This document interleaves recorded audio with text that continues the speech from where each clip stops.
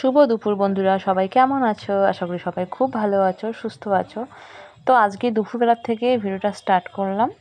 তো আমার এদিকে দেখো দুপুরের জন্য রান্না হচ্ছে, আর আমি এখন মেখে রাখবো আটা। তো দুপুরবেলায় খাওয়া দাওয়া করতে না করতেই দুপুরবেলা খাওয়া দাওয়া করে বাসন কুসন পরিষ্কার করে ঘরে গিয়ে একটু আরাম করতে না করতে এদিকে আকাশটা একবারে অন্ধকার হয়ে যায়। তখন রাত্রের জন্য আবার বিকেলের দিকেই রান্নাঘরে ঢুকতে হয় রাত্রের খাবারের জন্য। সেই জন্য ভাবছি যে বসে যখন আছি বসে বসে রান্না করছি আর কি, তো ভাবছি এদিকে আটাটা মেখে রাখি। তো মোট কথা হচ্ছে আমার গ্যাসটা ফুরিয়ে গেছে, আর উনান ধরাতে খুবই কষ্ট হয়। সেই কারণে ভাবলাম যে রান্নাটা শেষ করে লাস্টের দিকে রুটিটা ভেজে রাখবো। আর এদিকে দেখো দুপুরবেলা দুটো মানুষ অনেকগুলো শুয়োর নিয়ে এসছে। তো শুনু দেখলে তো খুবই খুশি হতো। আমি শুনুর বাবাকে বললাম যে তুমি একটু মোবাইলে ভিডিও করে রাখো, আর শুনু ঘুম থেকে উঠে দেখলে খুব খুশি হবে। সেই কারণে দেখো অনেকগুলো নিয়ে এসছে, হয়তো কচু গাছ খাচ্ছে মনে হয়।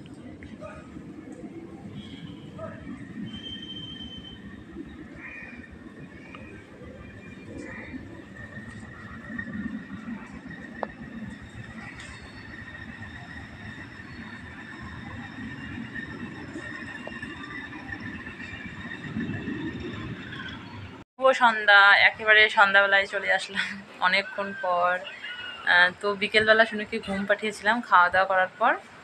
তো ছেলে কিন্তু তখনই খেয়েছে, আর পরে খায়নি। ও না খাওয়া দাওয়া করে একটু শুয়েছিলাম শুনুকে নিয়ে।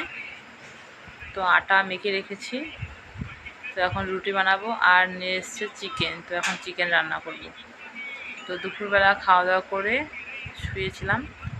তারপর শুনু ঘুম থেকে উঠে একটুখানি মোবাইল দেখলো। মোবাইল দেখার পর বলছে মা বাইরে চলো একটু ঘুরে আসি। তখন বাইরে গেলাম, স্কুল মাঠের ওখানে একটু বসেছিলাম। তো এদিকে সেদিকে একটু হাঁটাহাঁটি করে বাড়ি আসলাম, সন্ধ্যা দিলাম। একটা থালা বাসন ছিল সেগুলো পরিষ্কার করলাম। একটু বসে আছি, এখন যাব রান্নাঘরে। তো এখন রুটি বানাবো আর চিকেন করব। তো ছোলার ডাল আছে, বড়া আছে, ভাত রয়েছে। তো আকাশটা একটু একটু অন্ধকার করেছে, রাত্রেবেলা বৃষ্টি আসবে, সম্ভবত আসবে। নিয়ে এসছো ওটা?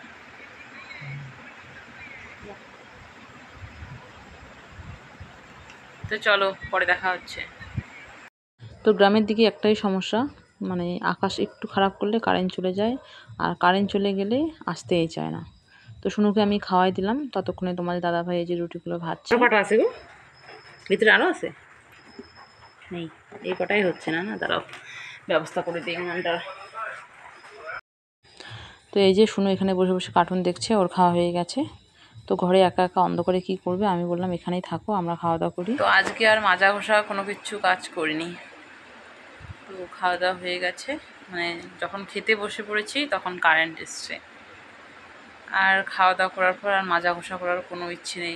বারবার কারেন্টটা যাওয়া আসা করছে, যদি আবার থালা বাসন নিয়ে কলের বাড়ি যাই, আবার যদি কারেন্টটা চলে যায়, তো সে কারণে আর করলাম না, কালকে সকালে করবো।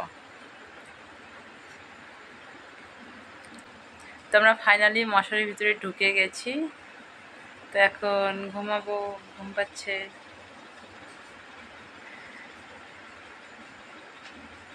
তো চলো। কি হলো?